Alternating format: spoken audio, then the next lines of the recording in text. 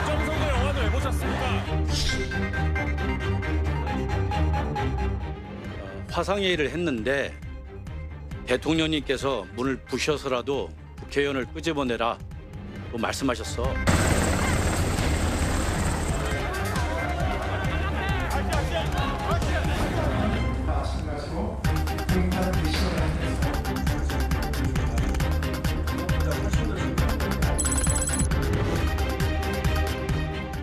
취지진 질문에 계속 답이 없으신데 한 말씀만 부탁드립니다.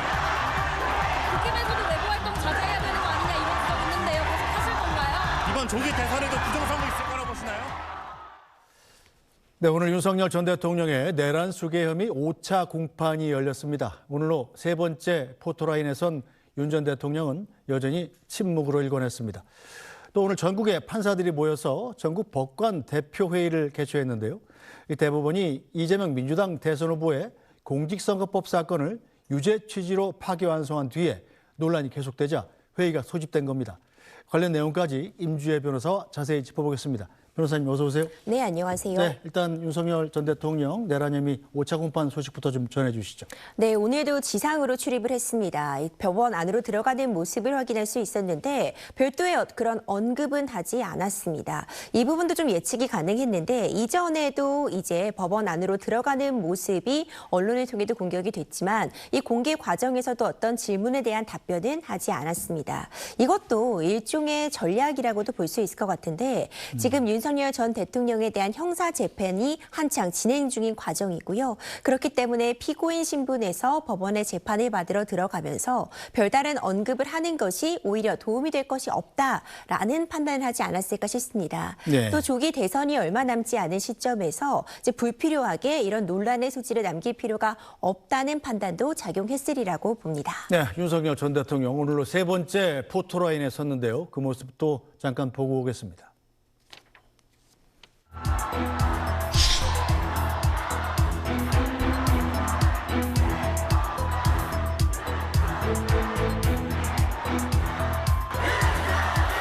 국민에게 하실 말씀 없으세요?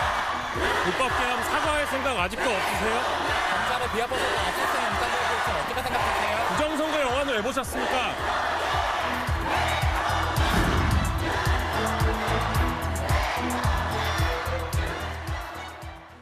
자, 윤석열 전 대통령 취재진의 거듭된 질문에 아무런 얘기를 하지 않는데 평소에 자기 얘기하는 거 굉장히 즐기는 분이잖아요.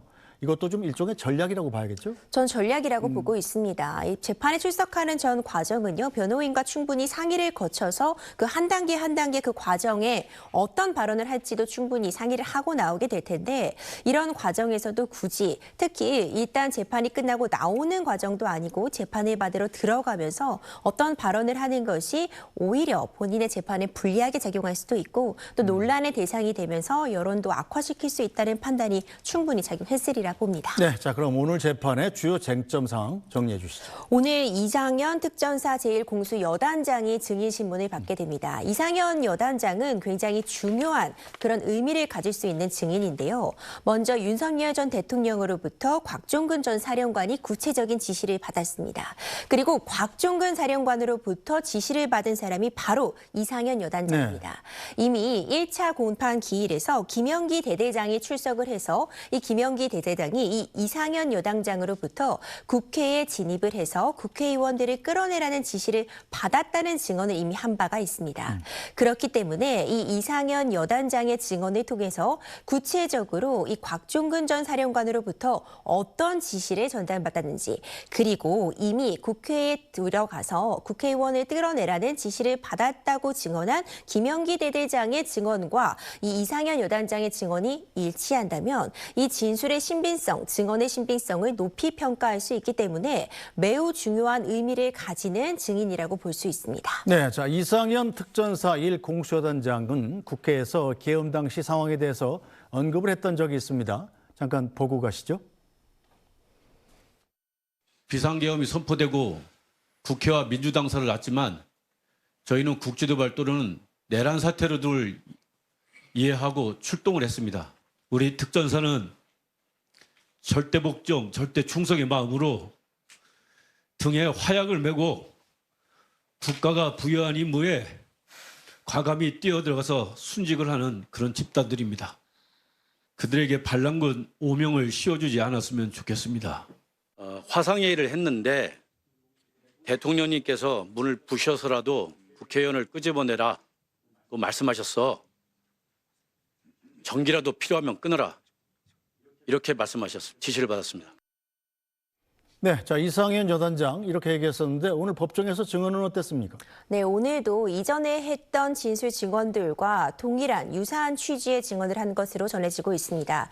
그렇다면은 지금 결국 곽종근 전 사령관으로부터 대통령으로부터 지시가 있었는데 그 지시가 국회에 들어가서 국회의원을 끌어내라는 지시를 받았고 어떤 수단이든 이제 동원을 하라, 전기라도 끌어라라는 취지의 그런 지시가 있었다는 부분을 다시금 증언한 것으로 전달이 되고 있거든요. 그렇다면은 이런 증언 내용은 지금 윤석열 전 대통령에게는 불리할 수밖에 없는, 그리고 이전에 나왔던 증언들, 국회에 어떤 투입이 된 인원들이 국회의원을 끌어내기 위해 투입됐다는 그런 증언이나 진술의 신빙성을 높일 수 있는 그런 증언으로 평가가 됩니다. 네, 자 이렇게 재판이 거듭될수록 증인들이 공통된 증언을 하고 있는데 이렇게 될 경우에 이 재판이 어느 방향으로 흘러가게 됩니까?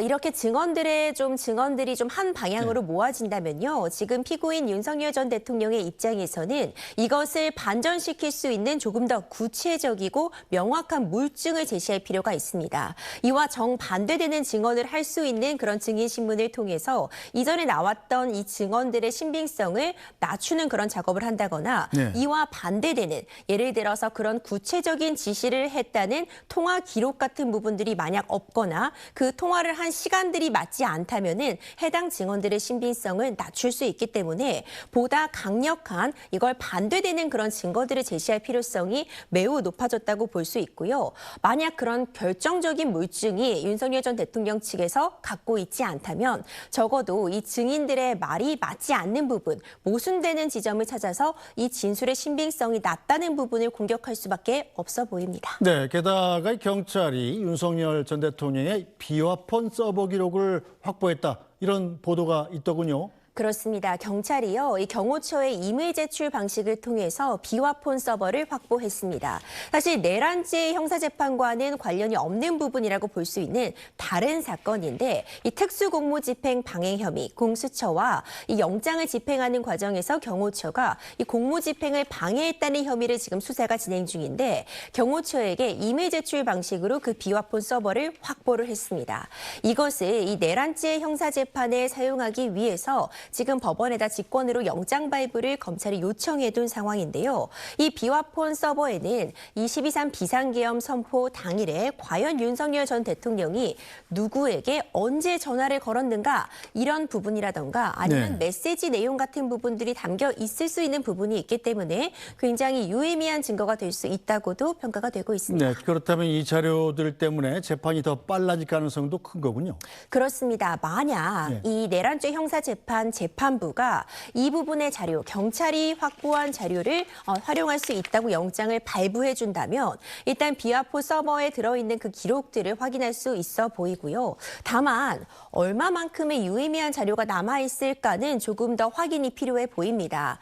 이미 서버의 일부 기록들은 지운 흔적들도 찾아냈다는 이야기가 나오고 있고, 이를 포렌식 과정을 통해 복구를 한다고 해도 구체적으로 윤석열 전 대통령이 어떤 내용의 지시를 했는지 그 내용이 담긴 것이 아니라 언제 연락을 취했는지 정도가 담겼을 가능성이 높기 때문에 이것만으로 어떤 결정적인 증거가 된다라고 보기는 어렵겠지만 이전에 지금 나왔던 증언들의 신빙성을 높이거나 낮출 수 있는 증거는 충분히 될 수 있으리라 봅니다. 알겠습니다. 자, 그런데 이번 재판을 담당하는 지규현 부장판사의 이른바 술접대 의혹 여전히 결론이 나지 않은 상황입니다. 잠깐 야당 주장부터 듣고 오겠습니다.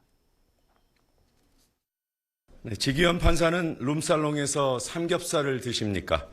사진이 있는데도 뻔뻔하게 거짓말을 한 판사에게 내란 재판을 맡길 수 없습니다. 접대는 생각도 해본 적이 정말 없습니까? 민주당은 해당 업소를 직접 확인했습니다. 서울 강남에 있는 고급 룸살롱이었습니다. 지규현 판사가 스스로 사실을 인정하고 법대에서 내려오겠지, 사법부 스스로 문제를 바로 잡겠지, 이런 기대는 허무하게 깨져버렸습니다. 당장 법복을 벗겨야 합니다. 공개적으로 거짓말을 한 판사가 누구의 죄를 묻겠다는 겁니까? 하물며 대한민국 민주주의의 명운이 달린 내란 사건의 재판장이라니 가당키나 합니까? 네, 뭐 조금 전에 제가 야당이라고 했는데 지금 여야가 없어졌기 때문에 민주당입니다. 바로 잡겠습니다. 자, 지기현 부장판사의 술접대 의혹, 지금 노정면 의원이 계속 주장을 하고 있는데 조사는 어떻게 진행되고 있나요? 지금 여전히 대법원 윤리심의위원회에서 조사 진행 중인 상황입니다. 지난 4차 공판기 이래 지기현 부장판사가 직접 지금 제기되고 있는 의혹이 모두 사실 무근이라고 밝혔는데요. 그런 입장 표명이 있는 직후 민주당 측에서 사진을 공개했습니다. 그러니까 이 지인들로 보이는 사람들과 이 해당 업소에서 지기현 판사가 함께 찍은 이 사진을 공개한 것인데, 이에 대해서 지기현 판사가요, 소명 자료를 대법원 윤리감사실에 제출을 했습니다. 그 소명 자료에 제출을 한 부분들을 보자면 이것은 단순히 친목 도모 법조인 후배들을 만나는 자리였고, 식사를 한 이후에 해당 주점에 이동을 해서 사진 촬영 요청이 있어서 사진 촬영을 하였고, 본인은 술도 마시지 않고 바로 귀가를 했다라고 해명을 한 것입니다. 사실 이번 의혹이 이 의혹에서 끝나지 않고 어떤 징계라던가 문제 제기로 이어질 수 있으려면, 그래서 구체적으로 언제 누구와 이 해당 장소를 방문을 해서 누가 결제를 했는지 이런 부분들이 조금 더 특정이 될 필요가 있는데, 지금 대법원 윤리관리실에서는 이런 부분에 대한 사실관계 파악을 위해서 실제로 해당 현장을 방문하고 사실관계를 조사하고 있다. 아직까지는 조사 단계라고 평가할 수 있습니다. 알겠습니다. 그럼 만약에 지기현 판사의 거취가 이 재판 도중에 결정될 가능성도 있는 건가요, 그럼? 가능성은 있지만 아직까지는 의혹 제기에 머무르고 있기 때문에 섣불리 예단하기는 어려워 보입니다.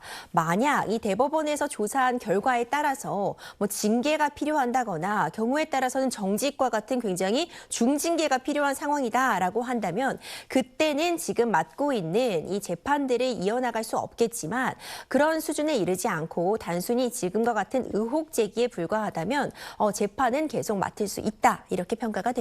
네, 알겠습니다.